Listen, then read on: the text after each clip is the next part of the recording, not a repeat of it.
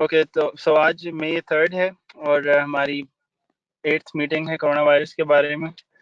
और आज जो हम डिस्कस करेंगे, बेसिकली हम कोरोना वायरस के बारे में डिस्कस करेंगे, आपको अपडेट देंगे।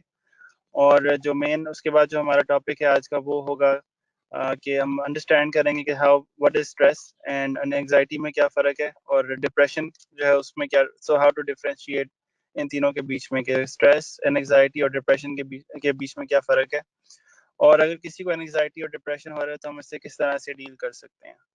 और बेसिकली इसके बाद हम आपके क्वेश्चन लेंगे, हमारा क्वेश्चन आंसर सेशन होता है इसके बाद। So we'll take your questions. So I think now moving over to Dr. Javed.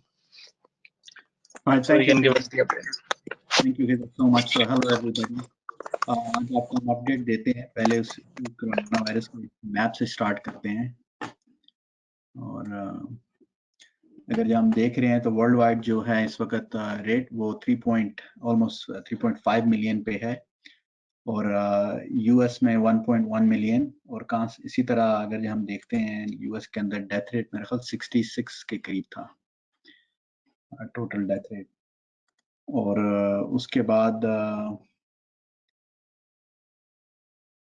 India I think 42,000। वो लुकिंग जर्मनी को हम देख रहे थे, जर्मनी का भी रेट काफी तेजी से है। स्वीडन को सेकंड जो हम फॉलो कर रहे थे क्योंकि वो डिफरेंट मॉडल पे थे, उनका रेट अभी स्लो है। तो जो भी कर रहे हैं आई थिंक हमें उसको काफी क्लोजली देखना पड़ेगा। और पाकिस्तान में 20,000 अगेन, कुछ ये जो काफी दूसरे मुल्कों के रेट है ना, अभी हमें एग्जैक्ट पता नहीं है बिकॉज टेस्टिंग कितनी अच्छी है, कितनी अग्रेसिव है। लेकिन यूएस में अब टेस्टिंग ज्यादा अग्रेसिव होती जा रही है, ट्वाइस एज मच रेट के ऊपर है। और अगर हम स्टेट्स भी देखें पर स्टेट्स के हिसाब से, मतलब कि न्यूयॉर्क टॉप पे है, उसकी डेफिनेटली वहाँ मतलब कि डेंसिटी बहुत ज़्यादा है लोगों की। और एक और चीज़ यहाँ हम देखते हैं कि कंफर्म केसेस और लॉगरिथम, ये बेसिकली, और डेली केसेस अगर ये कोई ये मैप यूज़ कर रहा है तो बेसिकली हमें बता रहा है कि डेली केसेस कैसे हैं। मतलब कि ये लेट्स रिफ्रेश दिस। तो यूएस के अगर हम डेली केसेस देखते हैं तो अभी स्टडी हो गए हैं, जिस तरह यहाँ बढ़ रहे थे स्टडी हो गए हैं। और अगर जो हम इधर जर्मनी के देखते हैं तो डेली केसेस कम होते जा रहे हैं। इसका मतलब कि वो उनके पास और भी ज़्यादा कंट्रोल आता जा रहा है। और जैसे चाइना का ऑलमोस्ट 0 पे आ रहा है। और इधर इंडिया का देखते हैं तो डेली केसेस अभी बढ़ रहे हैं। स्वीडन के देखते हैं तो डेली केसेस अभी उनके चल रहे हैं। और पाकिस्तान के देखते हैं तो वो भी मतलब स्पीड से बढ़ रहे हैं। तो जहाँ मतलब के केसेस बहुत कम हो रहे हैं वहाँ तो ईज ऑफ करना सेंस बनता है। जहाँ अभी डेली केसेस कम नहीं हो रहे वहाँ मेरा क्वेश्चन है कि ईज ऑफ क्यों किया जा रहा है और कितना ज़्यादा किया जा रहा है। और अगर जो हम एक और देखते हैं, ये जो लॉगरिथम का जो है ना ग्राफ, बेसिकली ये हमें बड़ी ओवरव्यू पिक्चर देता है। तो अगर हम चाइना को देखते हैं, जो हमारा कंपैरिजन बनता है जिसपे 0 केस चल रहे हैं, तो लाइन देखें तो बिल्कुल फ्लैट है। जब केस स्पीड से बढ़ रहे थे तो ये ऊंची जा रही थी, उसके बाद फ्लैट हो गई। अगर जो कोई ज्यादा अच्छी नजर रखना चाहता है तो ये मुल्क की और पर स्टेट में ये अच्छा आइडिया दे देगा कि केसेस कैसे चल रहे हैं, क्योंकि हमें बिल्कुल फ्लैट लाइन चाहिए। ये मैटर नहीं करता कितनी ऊपर है, सिर्फ फ्लैट लाइन। तो अगर जो हम उसमें यूएस में देखते हैं तो एकदम लाइन बढ़ गई थी, फिर उसके बाद अब फ्लैट होना शुरू हो रही है। इसका मतलब केसेस कंट्रोल में आ रहे हैं, डेली केसेस स्लो डाउन हो रहे हैं। और इसी तरह अगर यहाँ पर स्टेट में नहीं बल्कि पर स्टेट से पहले एक एक्सट्रीम एग्जांपल देखते हैं इंडिया का, क्योंकि इंडिया में अभी केसेस बढ़ रहे हैं तो उनकी लाइन ऐसी लग रही है। तो जब हम जाते हैं उसके अंदर पर स्टेट यूएस की, क्योंकि हमें यूएस में कुछ इशू आ रहे थे कि कौन सी स्टेट कब खुले और किस तरह हो। तो अगर हम न्यूयॉर्क का देखते हैं तो रिलेटिवली मतलब कंट्रोल में आ रही है लाइन, तो इसको और भी फ्लैट होना है। इसी तरह हम अगर ये न्यू जर्सी को देखते हैं तो ये है। अब उसके बाद जो बहुत इशू बन रहा था वो मिशिगन में बन रहा था, क्योंकि उस स्टेट में बेसिकली कुछ सिटीज बहुत डेंस हैं और बाकी बड़ी रूरल है। और जो रूरल लोग हैं उनको ज़्यादा मुश्किल आ रही है, सो वो ज़्यादा आर्ग्यू कर रहे हैं खोलने पे वर्सेस जो डेंस सिटी में लोग रहने वाले हैं। तो अगर ये देखें तो अभी भी वहाँ केस बढ़ रहे हैं। और इनमें जॉर्जिया जो सबसे पहली स्टेट थी जो बेसिकली खोलना चाह रही थी, अभी भी केसेस वहाँ बढ़ रहे हैं। तो इससे क्या है कि हम जो जो फिजिशियंस देख रहे हैं बेसिकली उसको 2 हफ्ते को मॉनिटर करेंगे कि क्या केसेस कैसे आते हैं अगले 2 वीक में, ये जितनी भी चीजें ईज ऑफ कर रही हैं। अगर जब वहाँ केसेस बढ़ना शुरू हो जाएंगे तो मोस्ट लाइकली हमें रिस्ट्रिक्शन ज्यादा करनी पड़ेंगी, और अगर जो केसेस कंट्रोल में रहते हैं तो फिर उसको इजी इजी खोलते रहेंगे। अगेन 2 बड़े फैक्टर जो हैं इसको कंट्रोल करने वाले, वो गवर्नमेंट की जो पॉलिसीज हैं वो डिक्टेट करेंगी, और जो लोगों की बिहेवियर है। अगर जो लोग बाहर जाएंगे एहतियात से तो ये चीज कंट्रोल में रहेंगी और उससे ज्यादा चीजें खुलती जाएंगी। और अगर ये यहाँ मतलब कि इसको ऐसा ट्रीट करते हैं कि सब कुछ ठीक हो गया, आप भूल गए और बाहर निकल जाएंगे, जिस तरह अभी सारे बता रहे हैं कि उनके एक्सपीरियंसेस जो बाहर जा रहे हैं कि काफी क्राउडेड हैं, और मेरा ख्याल है street parks beaches stores specially grocery stores और जो होम डिपो लोज की तरह होम इम्प्रूवमेंट स्टोर्स हैं वो काफी बिजी होंगे। तो वहाँ अगर जो प्रॉपर तरीके से सोशल डिस्टेंसिंग नहीं की जाएगी तो ये मतलब कि इन्फेक्शन रेट फिर वापस आ जाएगा। तो मेरी जो रिकमेंडेशन सबको है कि अभी भी पूरी तरह एहतियात रखें और उसको मतलब कि भूल ना जाए इन चीज़ों को। तो ये तो करंटली हमारी अपडेट वायरस की है। और उसके बाद ड्रग्स की जो हमने लास्ट टाइम भी डिस्कस किया था कि रेमडेसिविर है, उसकी कुछ और भी प्रॉमिसिंग रिपोर्ट्स आई हैं लेकिन अभी कंफर्म नहीं है। लेकिन वो ये कर रही है कि वो बिल्कुल ट्रीट नहीं कर रही, लेकिन मोर्टेलिटी रेट मतलब कि जो डेथ रेट है ना उसको रिड्यूस कर रही है, और जो जो हॉस्पिटलाइजेशन डेज हैं वो भी कुछ कम कर देंगी। कुछ लोग जिनको मिला है वो ठीक हुए, उन्होंने बाद में आके बड़ी स्ट्रॉन्ग स्टेटमेंट्स दी हैं कि पहले वो इतने अच्छे नहीं थे लेकिन दवाई मिलने के बाद अच्छे हो गए। लेकिन दवाई की अभी भी हमें साइड इफेक्ट्स देखने हैं, लॉन्ग टर्म इश्यूज देखने हैं, और निकलनी है कि क्या उसके रिजल्ट्स हैं। और वैक्सीन की अपडेट में एक सुनने में आ रहा होगा कि एक वैक्सीन सितंबर तक रेडी हो जाएगी, लेकिन अभी श्योर नहीं है। इसी तरह पता नहीं 80+ कंपनीज बना रही हैं, तो कोई अभी लेटेस्ट अपडेट नहीं है। यही है कि we're working really fast towards it, और मेरा ख्याल है कि medical community rather than 20 years में वैक्सीन बनने के विद इन 2 इयर्स में आ जाएगी।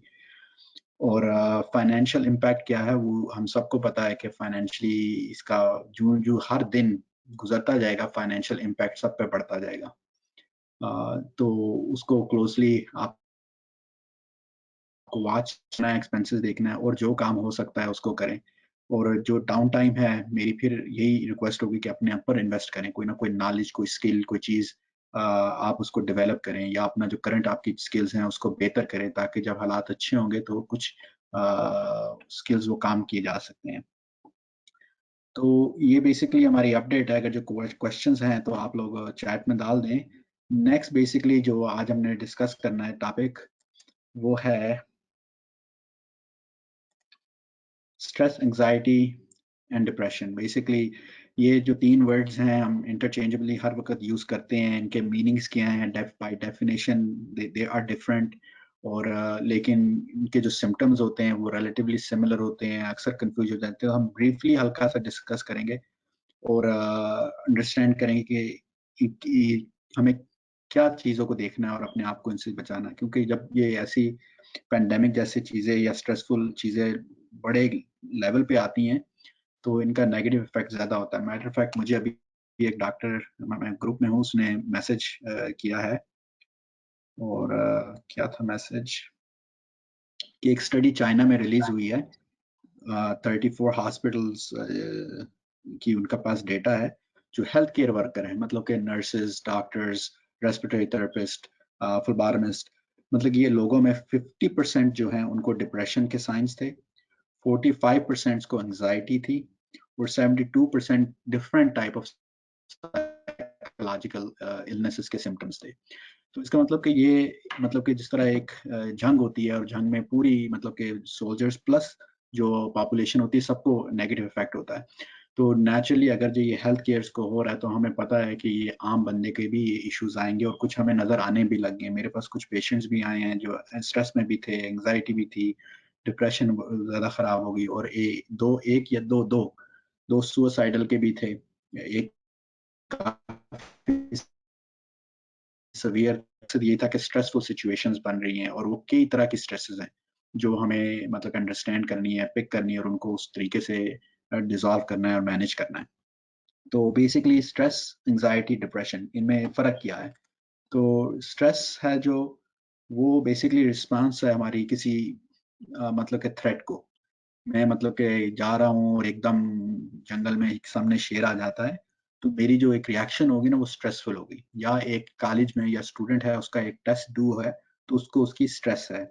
इसी तरह काम पे कोई प्रोजेक्ट ड्यू है, तो उसकी स्ट्रेस हो जाती है। तो ये नॉर्मली चीज कोई एक कॉज होती है जिसकी वजह से बंदे को स्ट्रेस ज्यादा हो जाती है और मैनेज करना मुश्किल हो जाता है, हम उससे स्ट्रेस का लफ्ज बोल देते हैं। अब कुछ मिनिमम स्ट्रेस होनी चाहिए। अगर ये किसी कहता है कि नहीं मुझे कोई स्ट्रेस ही नहीं है, उसका टेस्ट है 3 दिनों के बाद, उसको कोई स्ट्रेस नहीं हो रही, तो देर गुड चांसेस कि वो टेस्ट फेल कर देगा, पास नहीं करेगा, क्योंकि वो उस स्ट्रेस में आके पढ़ नहीं रहा। और एक बच्चा जो बहुत ज्यादा स्ट्रेस ले लेगा और इतनी स्ट्रेस ले लेगा और पढ़ भी रहा होगा, जब वो टेस्ट में जाएगा उस स्ट्रेस की वजह से ब्रेन का फंक्शन इतना अच्छा नहीं होगा, तो टेस्ट बंदा फेल कर देगा और बाद में पूछेगा मैंने पढ़ा तो बहुत था, मुझे आता तो बहुत था, मेरे साथ हुआ क्या, क्योंकि वो स्ट्रेस मैनेज नहीं हो सकी। तो बेसिकली स्ट्रेस होती है कोई गिवन सिनेरियो होगी, कोई वजह के आने तक हम स्ट्रेस है, और जब आके वो गुजर जाएगी तो हमारी परेशानी खत्म हो जाएगी। ये होती है स्ट्रेस। लेकिन यही स्ट्रेस अगर ये बहुत ज्यादा बढ़ जाए तो ये आगे एंग्जाइटी बनने में बन जाती है या एंग्जाइटी को ट्रिगर कर देती है। तो एंग्जाइटी में क्या है कि स्टेट ऑफ माइंड जहाँ के वो स्ट्रेस से ट्रिगर्ड हुई थी, या feeling of doom even in non threatening situations. तो बेस्ट इसको हम समझ सकते हैं एग्जांपल से, कि एग्जांपल है कि यही जो बंदा मतलब के टेस्ट बच्चा दे रहा था और वो बड़ी स्ट्रेस हो रहा था, स्ट्रेस को प्रॉपर तरीके से मैनेज नहीं कर सका और अब टेस्ट में फेल हो गया। अब जब अगला टेस्ट आ रहा है, तो अभी टेस्ट पे बहुत दिन पहले पड़े हैं, तो उसको परेशानी शुरू हो जाती है कि मेरा टेस्ट में क्या होगा, टेस्ट में किस तरह होएगा, और वो के बजाय एंग्जाइटी बनना शुरू, क्योंकि अभी आपको पता भी नहीं है कि टेस्ट कब है, कैसे होना है, क्या उसके लिए पढ़ना है, लेकिन परेशानी शुरू हो गई और वो फिर एंग्जाइटी में बन जाती है। इसी तरह अगर हम देखें तो ये जो कोरोना वायरस या कोविड-19 की सिचुएशन है, ये नेचुरली घर में कुछ लोगों को स्ट्रेस कर रही होगी। लेकिन जो ही हम इससे निकलेंगे बाहर और ये जब ये वायरस की सिचुएशन खत्म हो जाएंगे, तो कुछ लोगों के लिए एंग्जाइटी बन जाएगी। मतलब कि अगर जो वो चीज़ है, परेशानी, बार लगता है कि क्या ऐसा होगा। अक्सर मतलब इसको हम दूसरा एक और एग्जांपल में देख सकते हैं कि जब जंग हुई थी किसी भी मुल्क की, तो वो काफी लोग मरते हैं। उसकी जंग खत्म होने के बाद अब वो सब कुछ हालात अच्छे हो जाते हैं, लेकिन उसमें फिर भी एक पॉपुलेशन के लोग को परेशानी शुरू हो जाती है, एंग्जाइटी शुरू हो जाती है, जो समझते हैं कि क्या होगा कल को, फिर जंग हो जाएगी, फिर ऐसे हो जाएगा। वो मतलब के कहने का कि कोई इवेंट हो भी नहीं रहा या हमें पता भी नहीं कि होना है या नहीं होना, लेकिन हमें उसकी वजह से एंग्जाइटी होती है। और जब एंग्जाइटी होती है तो उसके सिम्टम्स बेसिकली परेशानी, सांस नहीं आना ठीक, सीने में दर्द, दिल की धड़कन दौड़ रही है, हाथों में पसीना आ रहा है, समझ में नहीं आ रही क्या हो रहा, तो उसको एंग्जाइटी बोलते हैं। अब एंग्जाइटी सिर्फ एक तरह की नहीं, एंग्जाइटी में कई कैटेगरीज होती हैं। और जो कैटेगरीज वो ये हैं कि एक पैनिक डिसऑर्डर, मतलब कि एकदम आपको बैठे बैठे बस मुझे एकदम कुछ हो गया, तो वो आपको पैनिक डिसऑर्डर होता है। वो यूजली 10-15 मिनट में ठीक हो जाता है, जो भी आपको किसी चीज की वजह से वो थॉट या किसी चीज की वजह से पैनिक हुए होते हैं वो निकल जाती है। फिर उसके बाद एक फोबियाज होते हैं, और ये कई तरह के होते हैं, जिसमें कईयों को कैट स्कैन कराने में या एमआरआई कराने में फोबिया होता है, किसी को बंद कमरे में रहने में फोबिया होता है, किसी को मतलब कि किसी जानवर से फोबिया होता है। सांप का फोबिया बहुत ज्यादा है कि एकदम मतलब कि सांप आ जाए आपको परेशान कर देगा, या थॉट्स आ जाती हैं सांप की कि सांप आएगा, ये होगा, परेशानी होगी, तो वो एंग्जाइटी फोबिया की हो जाती है। सोशल एंग्जाइटी डिसऑर्डर भी है कि जिन कई लोगों को बाहर जाने में, लोगों से मिलने में परेशानी हो जाती है, जब उनको हम उसको सिचुएशन में डालते हैं तो एंग्जाइटी शुरू हो जाएगी। और ये अगला है ऑब्सेसिव कंपल्सिव डिसऑर्डर। ये जो है बेसिकली उन लोगों को जिनको लगता है कि मेरे हाथ गंदे हैं, बार बार हाथ धोएंगे, या वो घर से बाहर चले जाते हैं, फिर बाहर थोड़ी सी देर जाने पर याद आता है कि मैंने चूल्हा बंद किया था या नहीं किया था। तब से थॉट आके चली गई कि नहीं मैं कुकिंग कर रहा था, मैंने बंद कर दिया, तो ठीक है, लेकिन उसको लगता है नहीं, बार बार थॉट आ रही, शायद कुछ चल चल चल रहा हो, मैंने चेक नहीं किया, और हो सकता है वो उस वक्त कुकिंग भी ना कर रहा हो, और वो बंदा वापस जाता है घर हर चीज छोड़ के चेक करने के लिए कि चूल्हा बंद है। फिर जब चूल्हा बंद होता है वो चला जाता है, फिर 1 घंटे के बाद उसको फिर परेशानी हो जाती है कि नहीं कहीं चलता तो नहीं छोड़ छोड़ के, वो वापस जाता है। इसी तरह चूल्हा जलने वाला एग्जाम्पल हो गया, हाथ धोने वाला हो गया। कई लोगों को होता है कि मैंने घर के दरवाजे को लॉक किया या नहीं किया, बार बार 3-4 दफा दिन में जाके उसको चेक करेंगे कि मैंने लॉक कर दिया, फिर अगली उनकी लाइफ चलती है। तो बेसिकली मतलब एंजाइटी वो चीज़ है कि जो आपकी डे टू डे रूटीन को में इंटरफियर करना शुरू कर देता है। और फिर सेपरेशन एंजाइटी डिसऑर्डर बच्चों में ज़्यादा होता है, लेकिन बुजुर्ग लोगों में भी होता है कि उनको एक घर से दूसरे घर में ले जाओ तो उनको एंजाइटी शुरू हो जाएगी। या जो एक मतलब कि चीज़ जो किसी को पसंद हो या घर में कोई मेंबर है रिमूव एंजाइटी हो जाएगी। फिर एक हाइपोकॉन्ड्रिया हमने सुना होगा, मतलब कि उसका नाम चेंज कर दिया इलनेस एंजाइटी डिसऑर्डर, जो कि इसके साथ हो सकता है कोरोना वायरस में। वो ये क्या होता है कि हर बंदे को ऐसा लगता है कि कोई मुझे सिम्पटम हुआ तो मुझे ये बीमारी तो नहीं हो गई। जिस बंदे को परेशानी रहती है हर वक्त कैंसर से, उसका कोई फैमिली मेंबर कैंसर से मर गया, जानने वाला कोई मर गया, परेशानी होगी कि मुझे कैंसर ना हो जाए, तो कई छोटी छोटी चीज होती है, वो आते हैं हमें कहते हैं मुझे ये कैंसर तो नहीं हो गया। कईयों को हार्ट अटैक का होता है कि मैं मुझे कहीं हार्ट अटैक नहीं हो रहा। कोरोना वायरस में ये हमें हाइपोकांड्रिया बहुत नजर आ रहा है, क्योंकि अक्सर मतलब कि हमें फ़ोन कॉल्स भी आ रही हैं, पेशेंट्स भी आ रहे हैं हमें, और कोई सिम्पटम्स हो जाता है बुखार का, कॉफ़ का, या वैसे भी उनको मतलब थोड़ी-सी एंग्ज़ायटी होती है, तो कि मुझे मुझे कोरोना वायरस तो नहीं हो रहा। और ये बड़ी रीज़नेबल है मतलब कि कंप्लेन, क्योंकि हम ऐसी सिचुएशन में हैं कि हमारे हर तरफ वो है। मतलब कोई बाहर जाता है, ग्रोसरीज़ लेके आता है, उसको उसके बाद थोड़ी-सी वैसे भी उसको गला साफ करने में खाँसी आ गई, एकदम परेशानी हो जाती है कि मुझे कोरोना वायरस नहीं हो गया। लेकिन जब हम इसे अच्छी तरह समझ जाते हैं, तो हम उसको बजाय कि एंग्ज़ायटी बनाने के, हम उसको रोक सकते हैं। तो ये हाइपोकांड्रिया में कोविड-19 डिज़ीज़ कोरोना वायरस में क्या है कि अगर जो आपको कुछ ऐसे सिम्पटम्स होते हैं, तो बजाय कि एंग्ज़ियस होने के 2 मिनट के लिए थोड़ा-सा मतलब कि आँखें बंद की, गहरा साँस लिया, 10 से लेके 1 तक उल्टा गिना, और फिर उसके बाद कहा कि मुझे क्यों ये ऐसा लग रहा है? फिर अपने सिम्पटम्स को देखें, उसके बाद एप्रोप्रिएट एक्शन लें, बजाय कि अपने आप दिमाग में सोचना शुरू कर देना कि ये हो सकता है, वो हो सकता है, ऐसे हो सकता है। उससे हल नहीं होगा, बल्कि परेशानी बढ़ जाएगी। और जो लास्ट इसके ऊपर डिसऑर्डर पे लिखा है वो पोस्ट ट्रॉमेटिक स्ट्रेस डिसऑर्डर, अक्सर हमने पीटीएसडी के नाम से सुना होगा, और स्पेशली वो उनमें सुना है जो जंग से लड़के आते हैं और या किसी बड़े ट्रॉमा में हो जाते हैं, कार एक्सीडेंट में, या मतलब कि किसी और चीज़ में, जहाँ के वो जो ट्रॉमेटिक इवेंट है वो बार-बार उनको याद कराता है और एंग्ज़ायटी ले आता है। ऑल्दो वो थ्रेट नहीं होती, लेकिन ये चीज़ आती है। ये भी हमें बहुत बड़ा कंसर्न है इस पैंडेमिक के अंदर, क्योंकि जो हेल्थ केयर वर्कर्स हैं और जो लोग अपनी जॉब से बीमार हो गए हैं, हो सकता है उनको पीटीएसडी हो जाए, या जो लोग अस्पताल में दाखिल हुए हैं, उनकी फैमिली मेंबर्स उनको विज़िट नहीं कर सकी और अब वो ठीक होके घर चले गए हैं, वो इवेंट पीटीएसडी ला सकता है कि उन्होंने वहाँ क्या देखा, चीज़ें, नर्सेज़, डॉक्टर्स, ब्लड निकालने वाले लोग, इन लोगों के लिए बड़ा स्ट्रेसफुल हो सकता है। तो इसके लिए भी हमें ये चीज़ अंडरस्टैंड करनी है कि हम इसको अगर ये समझ जाएँ कि ये ट्रॉमेटिक इवेंट तो है, लेकिन ये एक लाइफ का हिस्सा है, ये आया और चला गया, उसके बाद हमें अपनी एक फिर दोबारा से रूटीन बनानी है और चीज़ चलनी है, तो ये चीज़ें फिर ठीक हो जाती हैं। लास्ट में जो अक्सर कन्फ्यूज़ हो जाता है वो है डिप्रेशन। डिप्रेशन बेसिकली एक मूड डिसऑर्डर है, जो कि हर वक़्त रहता है और फीलिंग ऑफ सैडनेस देता है, फीलिंग ऑफ कि मेरे पास एनर्जी नहीं है, मेरे पास इंटरेस्ट नहीं है काम करने का, चीज़ों का नहीं है, डे टू डे लाइफ़ आपकी नहीं चल सकती।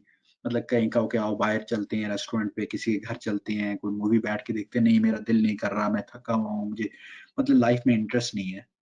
तो ये जब ज़्यादा परसिस्ट करती है तो ये डिप्रेशन हो जाती है, और ये चेन भी फ़ॉलो कर सकती है। स्ट्रेस से आपको एंग्ज़ायटी होती है, एंग्ज़ायटी से आपको डिप्रेशन होती है, और ये जो दोनों सिम्पटम्स होते हैं मतलब इकट्ठे भी हो जाते हैं। 50% ऑफ टाइम केसेस ये इकट्ठे होते हैं। और अगर ये हम देखें कि स्ट्रेस और एंग्ज़ायटी के सिम्पटम्स क्या है, बेसिकली वो सिम्पटम्स आपको मतलब कि एक तो थोड़ा-सा मतलब हाइपर फेज़ में ले आएँगे, हार्ट रेट तेज़ होगा, आपको लगेगा मेरा साँस नहीं आ रहा, मेरे सीने में, और जो उसके जो डिप्रेशन के साइन्स होंगे वो दूसरी साइड पे होंगे कि आप मतलब बिल्कुल हैं, ताकत नहीं है, दिल नहीं कर रहा किसी चीज़ को करने का, जो चीज़ें आप पहले एन्जॉय भी करते थे, उनमें भी इंटरेस्ट नहीं ले रहे, तो वो उस साइड पे आ जाती हैं। अगर ये इनको बेसिकली अर्ली पिक किया जाए और अर्ली ट्रीट किया जाए, तो इनके रिज़ल्ट बहुत अच्छे हो जाते हैं। पहला जो इनका ट्रीटमेंट होता है किसी भी चीज़ का, कि वो एक तो उस ट्रिगर फैक्टर को निकाला जाए, फिर उसके बाद दूसरी अच्छी हैबिट्स डाली जाएँ, साइको सोशल हैबिट्स, उन बिहेवियर से आप इन चीज़ों को रोक सकते हैं, और फिर ना हो तो फिर हम आगे इनको दवाइयों से भी ट्रीट कर सकते हैं। प्रॉब्लम हमारे देसी कल्चर में जो है ना, कि हम जो मेंटल हेल्थ इलनेस जो है यूएस और यूरोप में तो अच्छा रिकॉग्नाइज़ करते हैं। लेकिन जो हमारा देसी कल्चर है ना, मेंटल हेल्थ की जो इश्यूज हैं उसको स्टिग्मा समझा जाता है, बड़ा बुरा समझा जाता है। हाँ, मुझे कैसे हो गया, हाँ इसको ये क्यों हो गया, या ये कैसे हो गया, तो वो वहाँ आके ये चीज और भी बढ़ जाती है। ये ऐसे डिसऑर्डर हैं कि जिसमें जितना आप ओपनली किसी को बता देते हो और अपनी परेशानी को निकाल देते हो, उतनी जल्दी रिलीफ मिलता है। तो इसलिए मतलब कि जो हमारा मकसद है वो ये है कि इन चीज़ों को रिकग्नाइज करना चाहिए और ट्रीट करना चाहिए। अब ये जो पैंडेमिक इवेंट हमें किस तरह इफेक्ट कर रहा है और हम क्या चीज़ें कर सकते हैं कि ये हमें चीज़ें आए नहीं, हम अपने गेस्ट सारा को बुलाते हैं, वो थोड़ा सा एजुकेट करती हैं हमें उस चीज़ों के ऊपर, और उसके बाद फिर हम क्वेश्चन आंसर्स ले लेंगे। So Sara, go ahead, take over. Hi, Mintu? Yes, go ahead. We hear you. Hi. Okay, hope everyone is good. So Okay. yeah, as I was saying, so that one of the differences I'll just also point out with anxiety and regular stress is, as you were saying, like the stress is due to an external thing, right? So like as you said, as a test or a deadline, and once that passes, you won't feel the stress. So that's a big difference. With anxiety, you'll even after the stressor passes, you'll still feel in your head like thoughts of, overwhelming thoughts and fears of the stressor. So that's the main difference.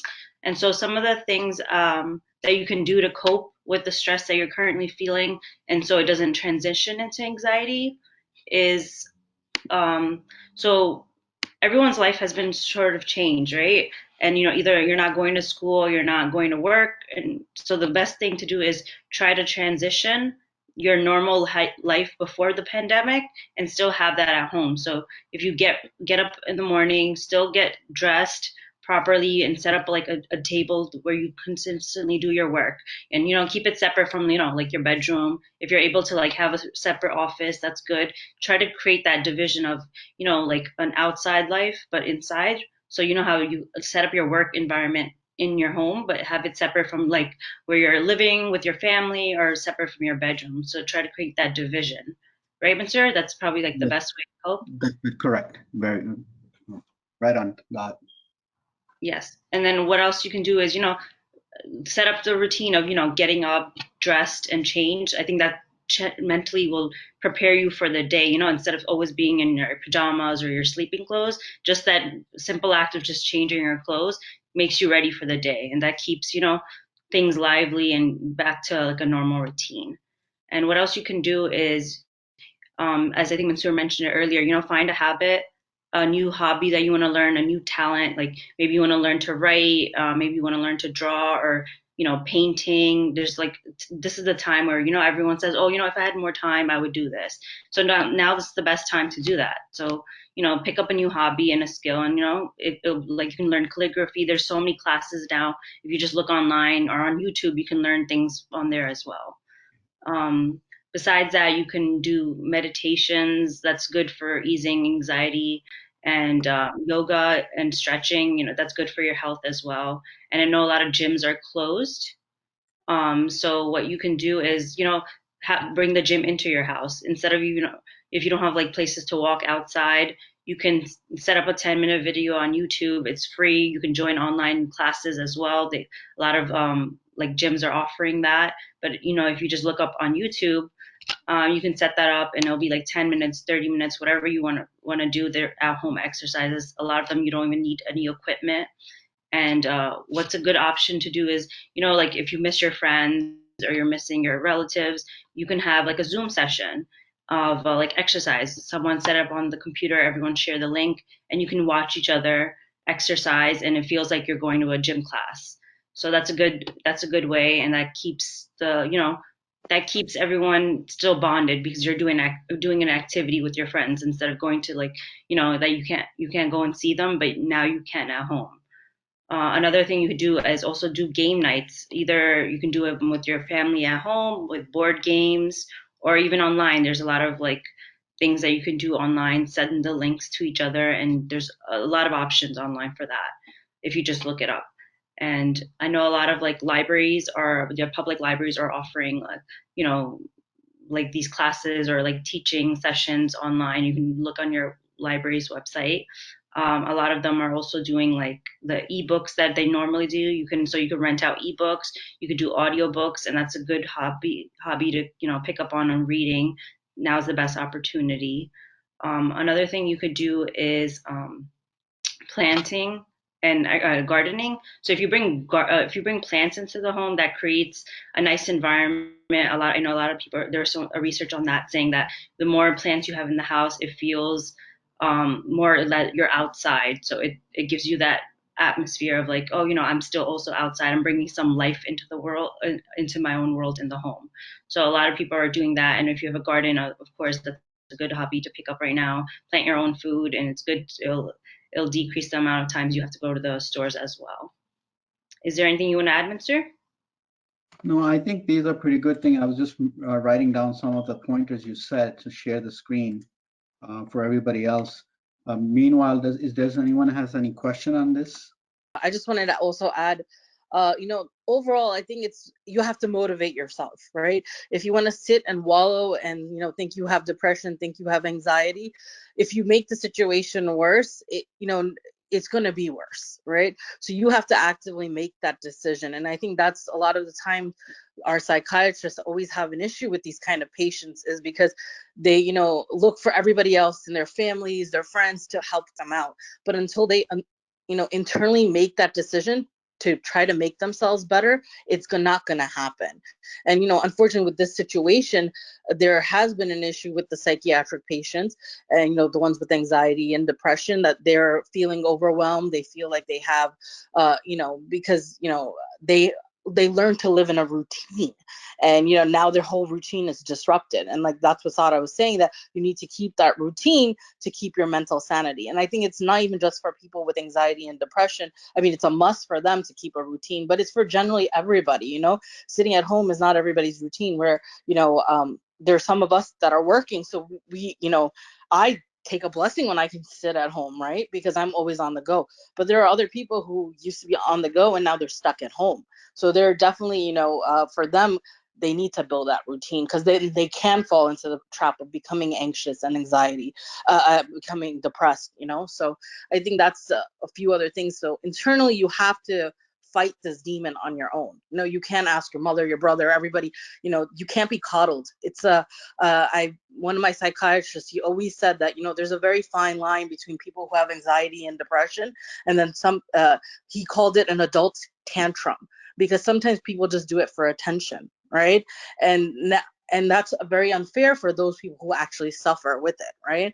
So I think it's if you truly have anxiety, you truly have depression, you have to really, internally bring that fight against it yourself, right?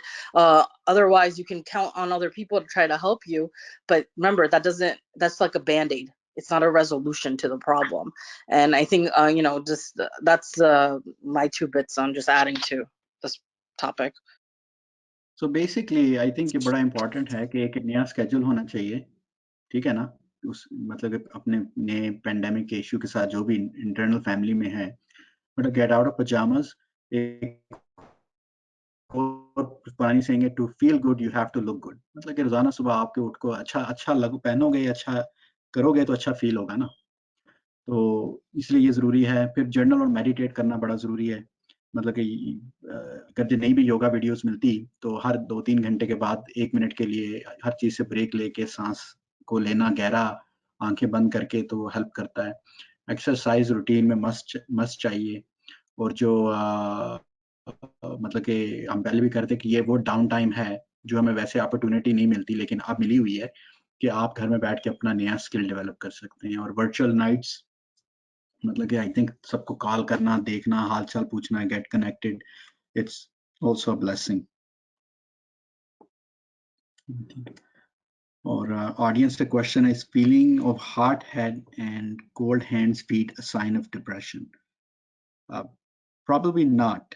लेकिन depression के लिए क्या है कि आप जिसको depression है उसको खुद भी पता चलता है, और कई दफा उस इंसान को खुद नहीं पता चलता, लेकिन जो उसके साथ रहने वाले हैं या उसके फैमिली मेंबर्स या दोस्त हैं, उनको ज़्यादा जल्दी पता चल सकता है कि कुछ मसला है। तो इसलिए मरीज के लिए भी अंडरस्टैंड करना ज़रूरी है, और उसके फैमिली को या जो उसके साथ रहने वाले लोग हैं उनको भी अंडरस्टैंड करना है। कई दफ़ा जो होता है वो पेशेंट खुद नहीं आता कि मुझे डिप्रेशन है, मुझे इलाज चाहिए। ज़्यादातर उसकी फैमिली ही रिकग्नाइज करती है कि ये मतलब कि बंदा जो है वो ये अपना रूटीन में काम नहीं कर रहा, रूटीन में सुबह उठ नहीं रहा, जिसकी मतलब ये चीज़ें ठीक नहीं है, कमरा गंदा है, खाने की रूटीन ख़राब हो गई है, हमारे साथ कोई एक्टिविटीज़ नहीं करते, इस तरह के सटल साइंस आना शुरू हो जाते हैं। और जितनी जल्दी इन चीज़ों को पिक किया जाता है, उतनी जल्दी ये चीज़ें ठीक हो जाती हैं, और जितनी ये लेट होती जाती हैं, उतना मुश्किल हो जाता है इनको मैनेज करना। तो इसलिए मतलब कि ये कुछ चीज़ें जो हम बात कर रहे हैं, ये इम्पोर्टेंट है रिकॉग्नाइज़ करना। तो जब आपको बेसिकली स्ट्रेसफुल सिचुएशन होती है, तो आई थिंक उसको रिकॉग्नाइज़ आप इसी तरह के सिम्पटम से इतना नहीं पता चलेगा, क्योंकि सिम्पटम्स वही होंगे, chest pain, shortness of breath, परेशानी, साँस में इश्यू। लेकिन हमें खुद रिकॉग्नाइज़ वो करना है कि कोई सिचुएशन की वजह से हो रही है, तब वो स्ट्रेस है। तो अगर जब वहाँ सिचुएशन नहीं है, मतलब वैसे ये चीज़ें हो रही हैं, फिर ये एंग्ज़ायटी होगी। अभी भी अगर ये किसी को कन्फ्यूज़न है इसमें स्ट्रेस, एंग्ज़ायटी या डिप्रेशन के डेफिनेशन में, तो बताएँ कि ये चीज़ें बड़ी मुश्किल है अंडरस्टैंड करना, तो यूजुअली एग्ज़ाम्पल से ही ये सिचुएशंस ज़्यादा अच्छी समझ में आती है। आई थिंक एक चीज़ है कि मेरी डॉक्टर थी, एक दफ़ा वो मुझे बता रही थी कि some time you have an anxiety but आपको पता भी नहीं लगता। So I agree with you that it is really hard to recognize that you actually have an anxiety. Can you describe a situation in which you have some signs and symptoms in which you can self-diagnose? या जो आपने already चीजें add की हैं, that's pretty much it. मैं If you अपना have kind of hidden an anxiety. Personal experience बता सकते हैं, क्योंकि ये होती तो हम सबको है, specially through the medical school years में, मतलब कि हमारे एक्सपीरियंसेस होते हैं डिफरेंट टाइप्स ऑफ एंग्जाइटीज़ की। हाइपोकॉन्ड्रिया एक होता है जो मेडिकल स्टूडेंट्स को हो जाता है, और उसके साथ जो मतलब कि स्ट्रेसफुल सिचुएशंस आती हैं, क्योंकि एग्जाम्स आ रहे होते हैं, तो वो स्ट्रेसफुल सिचुएशंस बन जाती हैं, और डिप्रेशन भी हो जाती है कई दफ़ा, क्योंकि जब आप इस लॉन्ग लेंथी प्रोसेस से गुजर रहे होते हो, तो कुछ दिन ऐसे लगते हैं या कुछ महीने ऐसे लगते हैं कि ज़िंदगी में और कुछ रहा ही नहीं, क्योंकि आप इतने फ़ोकस्ड होते हो, और वो फ़ोकस से आपकी क्वालिटी ऑफ लाइफ पुअर हो जाती है। तो मैं मतलब एंग्ज़ायटी को इतना अच्छा हैंडल नहीं पहले कर सकता था। तो जो ही मैं मेडिकल स्कूल में एंटर हुआ, तो मुझे मतलब कि एक स्ट्रेसफुल सिचुएशन जो बनी थी, I think Sabina is a witness, and now we go back and we laugh at it, मतलब कि वो ये थी कि एनाटॉमी लैब में जब हमें डाइसेक्शन वगैरह करनी थी, तो मुझे बड़ा फ़ियर था कि ये मतलब मरा हुआ बंदा है, इसको हमने जाके काटना है, हमने इसको देखना है, तो क्या होगा? तो जब वो मेरे थॉट्स आते थे ना ज़हन में, तो मुझे मतलब कि एक स्ट्रेस होती थी, स्ट्रेस के साथ एंग्ज़ायटी होती थी। वो और एंग्ज़ायटी इसलिए होती थी कि मुझे अभी पता ही नहीं था कि होना क्या है, चीज़ क्या है, मैं ऐसे ही परेशान हो रहा था। मतलब वो क्लास भी कुछ 2 महीने के बाद होनी है, सब कुछ होना है, और वो एंग्ज़ायटी आती। तो मैंने फिर डील करने के लिए कि मैं मतलब कि अपने उस फ़ियर को, मतलब फ़ोबिया, उस चीज़ को ख़त्म करने के लिए मैं उस लैब के पास से गुज़रता था। उसके पास टाइम स्पेंड करता था, उसकी विंडो से झाँक के अंदर देखता था कि क्या ऐसा है जो मुझे एकदम एंग्ज़ायटी हो जाती है। तो वक़्त के साथ आहिस्ता-आहिस्ता मुझे पता भी नहीं चला, क्योंकि मैंने कंडीशन कर लिया कि मैं उस लैब में मतलब काम भी कर रहा था, ऑपरेट भी कर रहा था, और वो दोबारा कभी नहीं हुआ। ये मतलब कि ये कुछ एक ऐसा टाइम आया था कि मैं मतलब कि एग्ज़ाम से पहले मतलब कि बहुत ज़्यादा फ़ोकस था, नर्वस भी था कि क्या होगा, स्ट्रेसफुल सिचुएशन बन रही थी, मल्टीपल क्लासेस थी, तो उसमें समझ में नहीं आ रही थी, तो नर्वस ब्रेकडाउन जिसको कहते हैं, बेसिकली वो हो गया। जब वो नर्वस ब्रेकडाउन हुआ, तो उसके बाद आपको एंग्ज़ायटी शुरू हो जाती है कि मेरे साथ क्या होगा, मैं क्लास पास होगा, नहीं होगा। मैं सबीना में कहता था कि मैं छोड़ के चला जाता हूँ, ये वर्थ नहीं है, मतलब कि बड़ी स्ट्रेसफुल टाइम था। लेकिन इमीडिएटली हमने उसको क्या किया कि काउंसलर को जाके मिले, उससे मैंने बात की, उसने मुझे बताया तेरा शेड्यूल क्या है, मेरा शेड्यूल क्या था, कुछ भी नहीं था। मतलब सारा दिन पढ़ते रहना, और कुछ था नहीं। उसने फिर मुझे मतलब कि चीज़ें बताई कि मैं मतलब कि एक जो हमारी ज़िंदगी है, वो एक पिज़्ज़े की पाई की तरह है, उसके डिफरेंट सेक्शंस हैं। मैंने अपनी लाइफ़ को बेसिकली मेडिकल की हर चीज़ बना ली थी। पूरी पाई मेरे लिए सिर्फ़ मेडिसिन थी और कुछ नहीं था, बस इसमें ही पढ़ना है, इसमें ही कामयाब होना है। मैंने दूसरे हिस्से अपने निकाल दिए थे। तो उसने फिर समझाया कि इस पाई के 8 हिस्से हैं, बेसिकली आपकी लाइफ़ में एक तो करियर है जिसके लिए पढ़ रहा हूँ, इट्स ओनली अ स्लाइस, वो पूरी चीज़ नहीं है। उसमें एक आपकी फैमिली है, उसमें एक आपके फ्रेंड्स हैं, उसमें आप एक आपकी अपनी अ, मतलब कि लाइफ़ एंटरटेनमेंट है, सेल्फ टाइम है, एक उसमें आपके एंटरटेनमेंट विद अदर सोशलाइज़ेशन है। तो इस तरह करके डिफरेंट पाए हैं, आपको उसको टाइम देना है बाकायदा। वो चीज़ें समझ में आई, और उसमें हमेशा आप खुद इन चीज़ों को ओवरकम नहीं कर सकते ज़्यादातर। मोस्टली आपको हेल्प चाहिए होती है। तो फिर मैंने उसके लिए हेल्प सीख की। एक मुझे मतलब योगा क्लासेस मैंने ली, एक मुझे वहाँ काउंसलिंग मतलब कि दी, और उसके बाद जो सबसे बड़ी मुझे हेल्प थी वो सबीना की थी, कि उसने बेसिकली मुझे इस चीज़ से निकाला। उसने मेरे साथ काफ़ी टाइम स्पेंड किया इन चीज़ों पे, मुझे समझाने में, करने में। और फोर्थ चीज़ थी कि मैं कभी मस्जिद नहीं गया था, और वहाँ हमारे स्कूल के सामने मस्जिद थी और मेरा कोई इंटरेस्ट नहीं था, तो मैंने फिर वहाँ जाना शुरू कर दिया। और इसमें मेरे और हमने सबीना ने, मुझे याद है सबीना, हम रोज़ाना शाम को 1 घंटे के लिए टेनिस या बास्केटबॉल खेलते थे। तो बेसिकली जो दूसरे हमारे दोस्त थे, स्टूडेंट्स, वो हमें कहते थे यार तुम लोगों ने फेल हो जाना, तुम्हें पढ़ना नहीं, जाके जो रोज़ाना आके खेलना शुरू कर देते। तो ये सारे डिफरेंट चीज़ें की गई, एक्सरसाइज, खाने किया, और वो फिर हर चीज़ एकदम ठीक होना शुरू हो गई। तो ये कुछ पर्सनल एक्सपीरियंसेस जो हम लोग सब गुजरते हैं इनसे, कई दफ़ा रिकग्नाइज हो जाते हैं, कई दफ़ा कुछ एक्सट्रीम हो जाते हैं, कई दफ़ा अगर आप उसको जल्दी नहीं रोकते तो वो बहुत मतलब बिगड़ सकते हैं। तो मतलब कि आज जो वो चीज़ें एंग्जायटी या वो चीज़ें जो मुझे लाती थी, आज मुझे वो तंग नहीं करती, क्योंकि आई एम मच स्ट्रॉन्गर। अब मुझे उसको हैंडल करने आ गया है। मतलब आपके पास को पता होना चाहिए कि हैंडल करने के लिए क्या चीज़ें चाहिए। एक आपको कंपेनियनशिप, कोई बंदा चाहिए जो आपको इस चीज़ के साथ करे, और उसके साथ फिर आपको रिकग्नाइज करके अपनी एफर्ट भी डालनी है। और ज़्यादा से ज़्यादा क्या होना था, मतलब मैं समीना कहता था ज़्यादा मेडिकल स्कूल छूट जाएगा, कोई और चीज़ आ जाएगी, हु केयर्स। जब ये मेंटालिटी बनी और आगे निकले तो वो स्ट्रेस निकल गई, कि वर्स्ट कम टू वर्स्ट क्या हो सकता है, वर्स्ट कम टू वर्स्ट कुछ भी नहीं हो सकता था। तो इमीडिएटली आपकी एंग्जायटी डिसिपेट हो गई। Sabina, do you want to add anything, since you were the one who was experiencing what I was going through? No, I think that was your personal story. I don't need to add anything else to it. But it was more just what my point was. Until you didn't decide to take, I could have helped. We could have done whatever, we could have, all the counselors, it was until you didn't mentally make that decision that I want to get better, or I want to get through this, can't happen. Right. And that's what I stress. I think with all anxiety, depression patients, it's always the thing internally, you have to make that decision. I mean, yes, and it's not easy. You'll have your relapses. And remember when you started, we started our rotation at the hospital, and we had those HIV patients, and you thought you got HIV. Remember, so you have those relapses, right, back and forth. Just because obviously new situations do increase anxiety, right? Because you can be the most confident person in the world, but new situations, you do have some anxiety, and that helps, because sometimes it boosts a person's confidence, because they want to be well prepared and well balanced to kind of deal with the situation.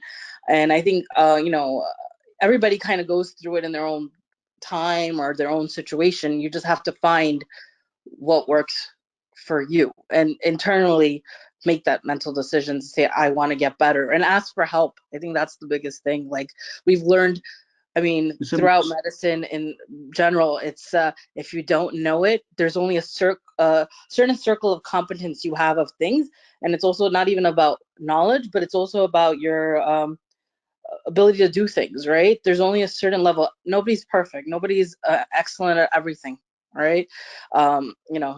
Even though you may think you are, but you're not, right? There's somebody always there better than you, or there's something that you don't know, right?